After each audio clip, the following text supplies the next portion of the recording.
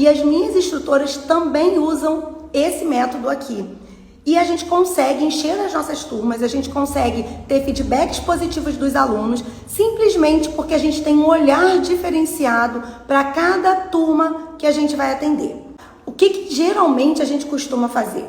Né? Eu não sei como é que você faz aí, mas eu já passei por isso. Ficar louca querendo procurar tudo quanto é tipo de exercício legal, exercício diferente, já que meu aluno já está enjoado das minhas aulas, qual exercício novo eu vou levar para a próxima aula, como que eu vou fazer com aquele aluno que chega com dor no meu estúdio, meu Deus, tomara que ele não chegue com dor hoje.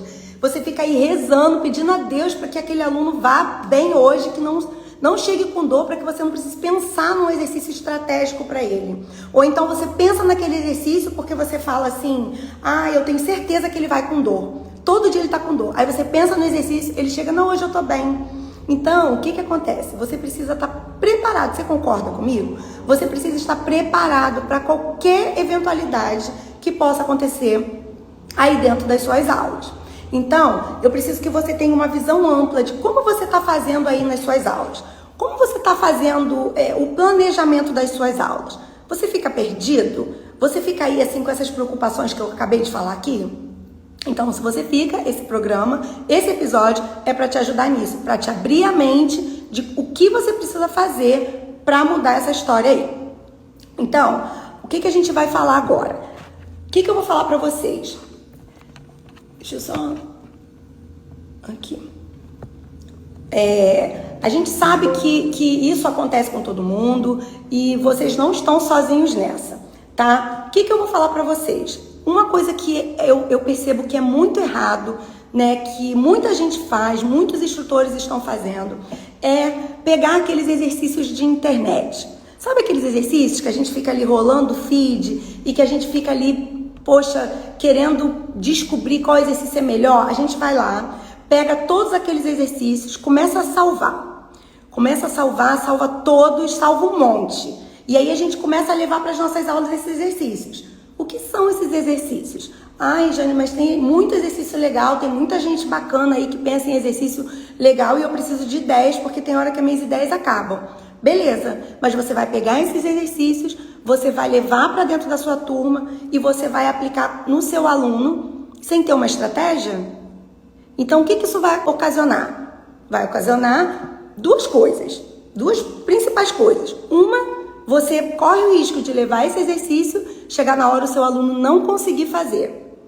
Você pensou naquele exercício, você até treinou ele, você até viu como é que ele funciona, quando você vai pedir o seu aluno para fazer, ele não consegue fazer. Ou seja, você já fica travada ali. Poxa, peguei aquele exercício tão legal na internet, sabe? Tava funcionando tão bem lá naquele vídeo, quando eu trago para dentro da minha aula, que eu vou naquela expectativa do meu aluno conseguir fazer, ele simplesmente trava e nada dá certo. Tudo que você programou na sua mente para aquele exercício não funcionou. Que vale a pena você ir lá na internet, pegar exercícios aleatórios, só porque são legais, porque são diferentes, com aquela imagem de que eu preciso fazer minha aula ficar mais criativa, eu preciso levar exercícios diferentes para os meus alunos, preciso ter criatividade, eu preciso trazer coisa nova, ter novidade para eles. Será que é necessário isso mesmo? Será que não é mais fácil você ter uma estratégia que você mesmo possa criar exercícios que sejam realmente eficazes para o seu aluno? Mas eu já fiz isso. Lá no início eu fazia isso. Eu ia lá louca, a louca do feed, a louca do salvamento. E tem gente que posta, ainda bota assim, salva para usar aí nas suas aulas. Salva para não perder, para você ver depois, assistir depois. Ou seja, as pessoas te induzem a salvar e você vai lá e salva. Sabe o que acontece? Você vai ser um instrutor como todos os outros, porque a maioria deles estão fazendo isso. Pode salvar. O que você vai fazer? Você vai salvar esse exercício, você vai usar ele em você vai praticar ele, você vai observar cada detalhe que ele tem, você vai pensar em cada exercício daquele, para qual aluno serve. Você precisa conhecer muito bem os seus alunos para saber se você pode aplicar aquele exercício ou não. Sabe por quê? Porque vai chegar no meio da aula, você vai ficar tão perdido que seu aluno vai até perceber que você ficou nervoso porque você programou aquilo e aquilo não deu certo. Então, isso é muito perigoso, isso é muito te deixa muito inseguro, não é uma coisa que você vai ter certeza que vai dar certo. Então, será que vale a pena você continuar salvando esses exercícios na intenção de levar ele para as suas aulas? Então, isso é para você refletir aí, para você pensar um pouquinho, né? Pensar aqui comigo e me dar feedback. Será que vale a pena? Será que essa é a melhor maneira, é a única maneira que você tem de ser criativo aí? E se esse exercício não tem objetivo, está dando benefício para o teu aluno, não está surtindo efeito no seu aluno, isso vai adiantar? Vai adiantar sua aula ser criativa, sua aula ser super diferente, o seu aluno perceber que você levou, caramba, que exercício maneiro que você trouxe hoje. Vai adiantar? Isso vai adiantar naquele primeiro momento. Mas depois, o seu aluno vai cobrar de você. Ele vai falar, poxa, tô aqui fazendo pilates, mas seus exercícios são até legais, mas não tem surtido efeito. Nossa, eu ainda continuo com aquela dor. Nossa, eu tô fazendo as suas aulas, mas eu não consegui melhorar a minha postura. Isso pode acontecer. Então, esquece essa história de ficar presa em salvar exercício da internet para você aplicar na sua aula, ok? Então, faz aí uma revisão aí em como você está efetuando as suas aulas aí, vê se você não já fez isso na sua vida. Então, o que você precisa fazer?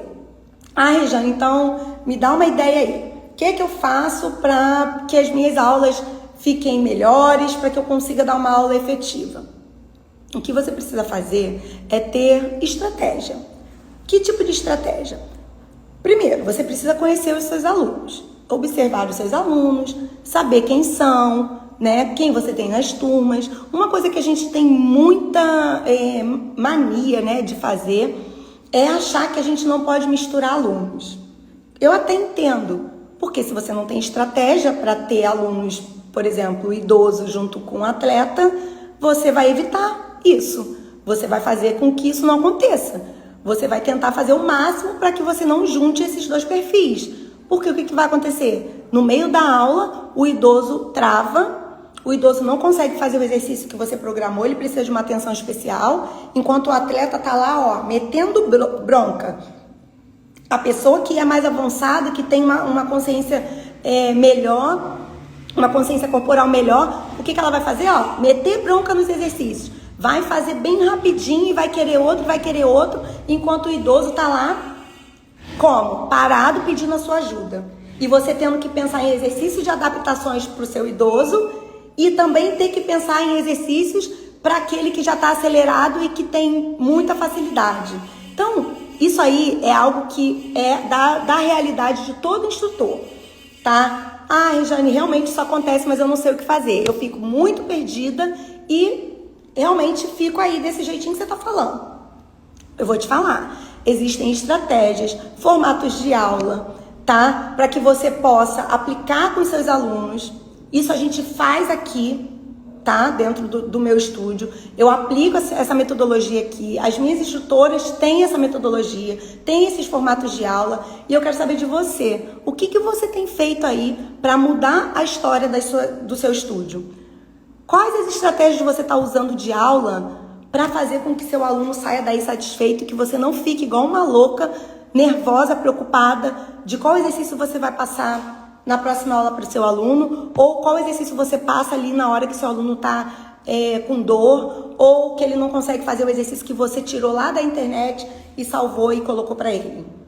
Você já parou para pensar que isso pode trazer insegurança para você e você pode perder credibilidade com o seu aluno? Então, você precisa ter em mente estratégias para que você possa ter uma aula cheia com alunos de todos os perfis. Sabe por quê? Porque pensa bem, enquanto o seu estúdio é pequeno, você consegue colocar um aluno idoso no horário de 8 da manhã e outro aluno que é mais espertinho em outro horário junto com aquele outro que é espertinho também. Ah, então eu já sei o que eu vou fazer. A solução para resolver esse problema é separar as turmas. Vou colocar de 8 às 10 alunos idosos e vou colocar lá para as 5 horas alunos mais espertos. Vou colocar, homem não pode fazer com mulher. Eu vou começar a dividir. Isso é até válido quando você tem poucos alunos. Então, se você tem poucos alunos, você consegue ali administrar, colocar um em um horário, o idosinho lá com outro idosinho no outro horário, isso fica fácil. Mas se você tem um pensamento de crescer, se você quer, né, aumentar o seu faturamento aí, e se você quer fazer com que o seu estúdio fique cheio, com muitas pessoas nas turmas, vai chegar uma hora que isso não vai dar mais para acontecer. Sabe por quê? Porque nem sempre o seu aluno que é idoso e que você pensou em colocar ele lá às 8 horas da manhã, quando você pergunta para ele, você pode às 8? Ah, não, eu só posso à tarde. E aí quando você pensa na turma da tarde, a turma da tarde é aqueles que bombam lá, ó, os avançados, o que fazem tudo rapidinho. Aí pronto. Aí o que você vai fazer? Você vai falar para esse aluno idoso, ah, não tenho vaga para você? O que você vai fazer? Então, é muito mais difícil você trabalhar dessa forma, escolhendo qual turma você vai colocar seu aluno, é muito mais difícil, porque você nem sempre vai ter um horário, exatamente o horário que o seu aluno precisa, tá? Então, você fica refém disso, ok? Então, é muito mais fácil você criar estratégias para atender todo mundo. E levar a qualidade para todo mundo. E levar os benefícios que todo mundo merece. Seja numa turma misturada com esses perfis, seja na turma separada, se você conseguir fazer. Tá ok também. Mas o que não pode é você ficar dependendo da sorte. Dependendo de ter alunos certos para aquela turma, porque se você misturar, você não consegue, você não sabe como atender, você fica perdido. Isso não vai te levar longe. Isso vai fazer você travar a sua agenda aí. Então, eu vou falar sobre algumas estratégias que você precisa ter. Primeiro, aqui a gente utiliza, eu não sei se você conhece aí, tá? Nós temos aqui dentro do método os movimentos iguais em aparelhos diferentes, as sequências neuroevolutivas, sequência lógica de movimentos. Nós temos várias estratégias que a gente utiliza dentro das aulas em momentos estratégicos também, tá? A gente utiliza, olha, eu vou pegar esse formato aqui e vou utilizar ele agora. Então, a gente tem essas cartas na manga. A gente aqui consegue ter essa carta na manga para quando a gente precisar utilizar, a gente já vai lá e faz a utilização naquele momento certo, naquele momento que a gente precisar. Tá? Então, assim, eu posso pegar um exercício para um idoso junto com o mesmo exercício para um aluno avançado? Existe a possibilidade, você sabia? Então, o que você vai fazer? Você só precisa se preocupar com as adaptações. Então, existe exercício que dá para o idoso fazer e dá para um atleta. Eu vou falar atleta, né? Me referindo àqueles mais avançados. Então, dá para um idoso fazer da mesma forma que dá para um atleta fazer. Basta você ter estratégias de adaptações. Então, o que é mais fácil? Você pegar aquele exercício na internet, salvar aquele exercício super legal para você fazer com seu aluno, super diferente, para você poder levar criatividade, para você poder levar novidade para o seu aluno, e chegar na hora acontecer tudo isso que eu falei, você ficar perdido quando ele não consegue fazer, ou você ter estratégia para pensar exatamente naquele movimento. Eu vou dar esse exercício e se eu tiver um idoso que não consegue fazer, eu vou adaptar ele assim. E para o que consegue fazer, tá de boa. Mas o que não consegue fazer, eu tenho várias adaptações. Se ele não conseguir fazer desse jeito, eu tenho outro, tenho outro, tenho outro, tenho outro. O que você fica? Com várias cartas na manga. Quando você for aplicar o exercício que ele não souber, você, opa, uma adaptação. Ah, não deu. Opa, outro movimento. Ah, opa, vou posicionar ele de outra forma. Tudo dentro do mesmo exercício. Ou seja, você vai pensar aquele exercício para todo mundo, sendo que para uns você vai fazer de um jeito, para outros você vai fazer de outro jeito. O mesmo exercício, tá? Então essa é uma estratégia que funciona muito para que você não fique perdido aí. Então, vamos lá. O que você precisa?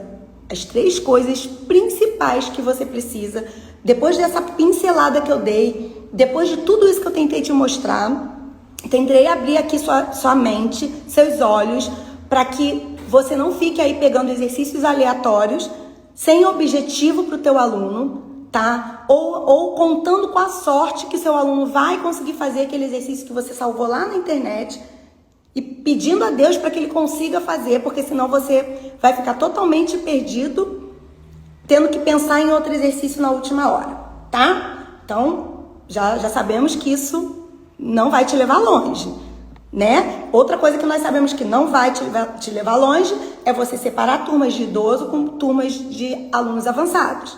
Isso também não vai te levar longe, por quê? Porque você vai precisar bloquear a sua agenda, porque vai chegar uma hora que você não vai ter mais o horário disponível para aquelas pessoas que querem exatamente aquele horário. Beleza? O que você precisa? Você precisa olhar para a necessidade do seu aluno. Então, para de olhar para as diferenças do seu aluno, tá? Então, esse é o primeiro passo. Primeira dica que eu vou te dar. Para de olhar as necessidades. A gente tem muita mania do aluno chegar, a gente para de olhar a necessidade, para de olhar as diferenças.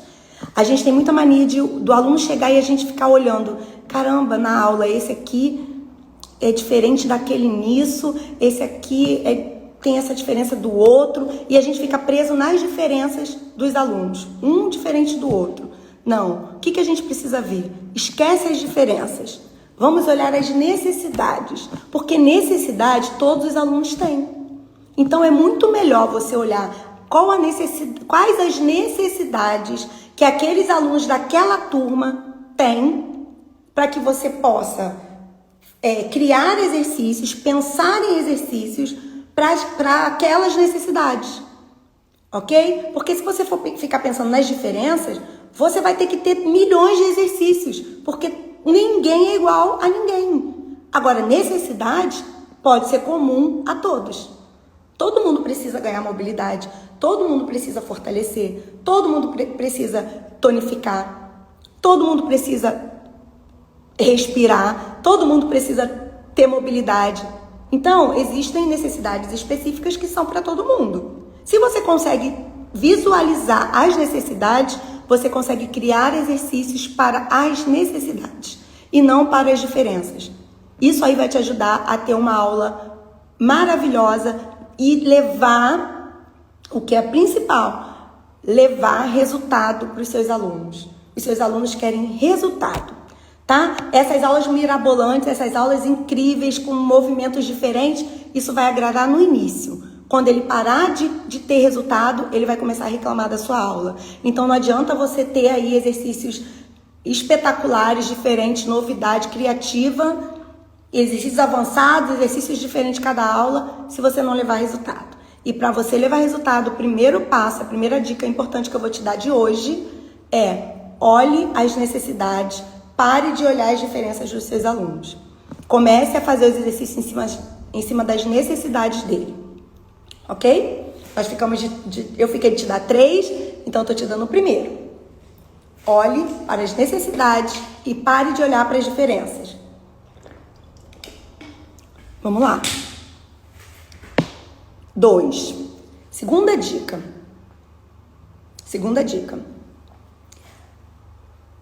Olhe para as semelhanças. Ai, Jane, lá vem você. Olhe para as semelhanças. Sim, necessidades todo mundo tem. Existem necessidades que são iguais para todos. Beleza. E aí, o que mais que eu preciso olhar? Para as semelhanças.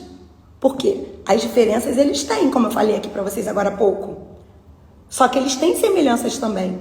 Então, dentro dessa turma, olhe para a sua turma, cada uma. Eu sei que cada horário tem um perfil de aluno, cada turminha tem as suas características, né? Você aí já deve ter montado as suas turmas e já deve saber que uma turma é mais acelerada, outra turma tem mais dificuldade, às vezes mistura uma turma com alguém que tem dificuldade com outro que é mais esperto, e aí você fica perdido ali, como a gente já conversou, mas todos têm semelhanças. Ah, nem todo mundo é igual. Totalmente igual, não. Mas alguma semelhança eles têm. E aí, o que você vai fazer? A mesma coisa do primeiro passo. Olhar para as semelhanças. Ai, como assim, Regiane? Me dá um exemplo. Olha, por exemplo, existem alunos que são mais devagar, que não conseguem entender o movimento, né? Que você precisa estar ali o tempo todo mostrando, mas a coincidência é que os dois têm hipercifose. Ah, o aluno que é mais agitado com o aluno que é mais... que tem mais dificuldade, os dois têm hipercifose. Ah, então peraí, eu preciso levar para essa aula, independente se um é mais agitado ou se o outro é mais esperto, né, consegue pegar com mais facilidade, o outro não. Eu sei que os dois são semelhantes nisso. Os dois têm hiperlordose e hipercifose. O que eu vou fazer? Eu não vou pegar um exercício lá da internet que é bem legal, bem interessante para passar para eles. Não, eu vou pensar em exercícios que trabalhem a cifose e a hipercifose desses alunos. Porque eu conseguindo 1, 2, 3, 5 exercícios que trabalhem hipercifose na minha aula, independente se um é rápido, se o outro é devagar, se um consegue entender e o outro não consegue entender, isso aí já é outra estratégia que você vai ter que usar. Mas o exercício não vai precisar ser aqueles lá aleatórios. Você vai pensar em exercício exatamente para essas semelhanças desses alunos. Concorda comigo? Que assim você facilita a sua vida? Você não fica aí preocupado com nada, a não ser com o objetivo que você tem com aqueles determinados alunos. Então, como que você vai fazer? Você vai pensar em todas as suas turmas, né? Você conhece as suas turmas, você vai pensar em cada turma, você vai listar ali quais as necessidades dos seus alunos que você já conhece e você vai montar exercícios em cima das semelhanças dos alunos e das necessidades dos seus alunos, daqueles alunos específicos, tá? Então isso aí já vai começar a te abrir a mente para você montar a melhor aula de Pilates aí que você vai conseguir montar a melhor aula de Pilates aí. Por quê? Por quê? Porque você vai começar a levar resultado para os seus alunos.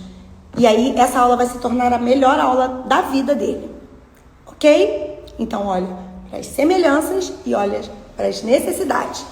2. Agora vamos lá para o terceiro? O terceiro é algo que eu tenho certeza que você faz e a gente já falou aqui no início dessa aula. Separar alunos idosos de alunos jovens. Então, esse mito de que idoso precisa ficar separado, né? Eu sei que eu já falei isso lá no início, mas esse é o terceiro passo, tá? Eu deixei ele para o final porque ele não é menos importante. Ele é algo que é muito comum de acontecer em estúdios de Pilates, tá? Olha, não subestime o seu idoso, ok? O seu idoso, talvez ele nem saiba que ele consiga fazer tanta coisa, tá? E existem muitos idosos que conseguem fazer muito mais coisas do que um jovem.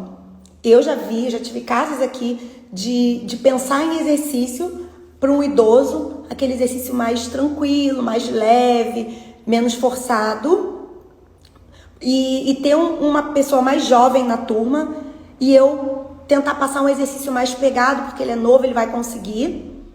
E chegar na hora da aula, o idoso mandar ver naquele facinho, acabar rapidinho, fazer tudo com muita coordenação motora e consciência corporal, enquanto o jovem lá me dando trabalho, né? O jovem lá eu tendo que ir lá corrigir o tempo todo, eu tendo que mostrar, não consegue fazer, fica cansado, não tem consciência corporal. Então isso é muito relativo, tá? Então o meu terceiro passo aqui para você dar a melhor aula de Pilates é você começar a desmistificar isso. Mudar essa história de que mudar essa história na sua cabeça de que o idoso não consegue, de que o idoso tem dificuldade e que você precisa ter exercícios diferentes para ele. Começa a testar esse idoso. Começa a colocar para fazer movimentos iguais, exercícios iguais, tá? Aqui a gente tem, como eu falei no início, o formato de aula, movimentos iguais nos aparelhos diferentes, tá? Então você não precisa aí ter um estúdio completo para você conseguir aplicar essa técnica. Você só precisa ter estratégia, porque você vai colocar o idoso lá para fazer, tá? E você vai colocar o jovem e às vezes o jovem não vai conseguir, o idoso vai. Então o terceiro passo para você dar a melhor aula de Pilates: não fique olhando para a idade do seu aluno. Testa o seu aluno, testa todos, testa o novo, testa o idoso, tá? E pense nos exercícios globais, os exercícios que vai atingir a todos, ok? Então, mais uma vez repetindo os formatos de aula, movimentos iguais em aparelhos diferentes, onde o que você vai fazer? Você vai criar os mesmos movimentos. Se você está trabalhando mobilidade, você vai criar exercício. Vamos supor aqui, você está fazendo o mesmo movimento de inclinação lateral. Você vai utilizar o mesmo movimento em todos os aparelhos, fazendo adaptações. Isso você consegue até colocando o idoso com um aluno avançado. Porque dentro do mesmo movimento, você consegue fazer aquele exercício ficar avançado ou aquele exercício ficar básico, sendo o mesmo movimento, dependendo de onde você esteja, de qual aparelho você esteja. Então, Rejane, será que eu consigo atender olhando dessa forma, tendo essa visão que eu te dei aqui hoje? Você consegue. Você vai conseguir colocar, não vai ficar preso, né? Não vai ficar ali travando a sua agenda. E você vai conseguir encher as suas turmas. Você vai conseguir colocar 5 alunos na sua turma. Um em cada aparelho, se você tiver um estúdio completo, e um no solo, no match. Tá? Você não precisa ter um estúdio grande para você fazer isso.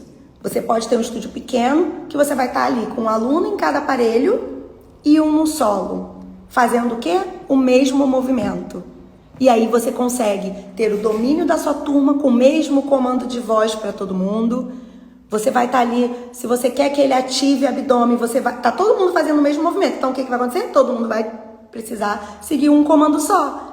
Então, você vai falar, olha, faz um C na coluna. Todos vão estar fazendo C na coluna. Inclina a lateral, joga suas costelas para longe. Abre as costelas. Vai ser para um você vai estar mandando abrir a costela, para outro você vai estar mandando ativar o abdômen? Não. Você vai estar falando o mesmo comando para 5 pessoas ao mesmo tempo. Ai, gente, será que isso funciona? Funciona, porque é desse jeito que eu atuo aqui e eu encho as minhas turmas com essa estratégia, tá? Com essa estratégia, você precisa treinar. Coloque em prática, tá? Aqui no nosso perfil tem muitos exercícios e muitos assuntos sobre isso, tá bom? Então, coloque em prática. Outro modelo de aula é movimentos dentro das fases neuroevolutivas. Rejane, o que é isso? Um método que nós criamos aqui para facilitar a vida do instrutor. Como que funciona essa metodologia, esse formato de aula? Você vai se basear pelo desenvolvimento neuroevolutivo. Aquele lá da criança quando começa a engatinhar, rolar, engatinhar, andar. Tá? Você vai usar esse desenvolvimento neuroevolutivo dentro das suas aulas. Ah, Jane, mas para que isso serve? Sabe para que isso serve? Isso aqui, eu utilizei muito isso aqui no início, quando os meus instrutores estavam recentes e não tinham muita prática. O que eles faziam? Quando dava aquele famoso branco, eles usavam essa técnica de desenvolvimento neuroevolutivo. Você começa a fazer os exercícios, isso você pode fazer com todos, o mesmo formato de aula que eu falei antes. Cada um em um aparelho, só que utilizando movimentos neuroevolutivos. Por quê? Você está lá fazendo um exercício de decúbito dorsal. Aí você está ali fazendo exercício. De repente você pensa, meu Deus, qual era o outro exercício que eu ia passar para ele que eu já esqueci? Dá um branco, famoso branco. Aí o que você faz? Não lembro. O que você vai pensar? Se ele está em decúbito dorsal, você utiliza o próximo, né? O próximo da fase neuroevolutiva. Você vai fazer um exercício decúbito lateral. E aí vai ficar muito mais fácil, porque você já sabe alguns exercícios de decúbito lateral que possam servir para ele, tá? Então você não vai precisar botar ele para ficar em pé, depois botar ele para ficar deitado, botar ele para ficar de 4 apoios, depois bota ele em pé de novo, e aquilo ali vai confundindo na sua cabeça. Não, você vai usar os movimentos neuroevolutivos, ok? E a terceira é sequência lógica de movimentos. O que é isso, Rejane? Aquela sequência em que você inicia um movimento, por exemplo, você está fazendo ali uma sequência de abdômen, tá? Depois você vai incluir dentro do abdômen uma isometria, tá? Então ele vai fazer ali 10 repetições de abdômen, de flexão de tronco, depois ele vai fazer mais 10 de isometria, depois ele vai fazer mais 10 de flexão com ativação de perna, depois ele vai fazer mais 10 de flexão com abdução de perna. Então ele vai potencializar ali a musculatura de abdômen e vai intensificar os movimentos dentro do mesmo decúbito, tá? Dentro da mesma posição. O que isso te traz? Você ganha tempo, tá? Você consegue, você otimiza, né, o tempo, você faz com que o seu aluno aproveite muito mais a aula e você consegue ter o comando, o domínio da sua turma toda, porque eles vão ficar ali muito mais tempo ali dentro daquele mesmo movimento, não fica aquela agitação dentro da aula.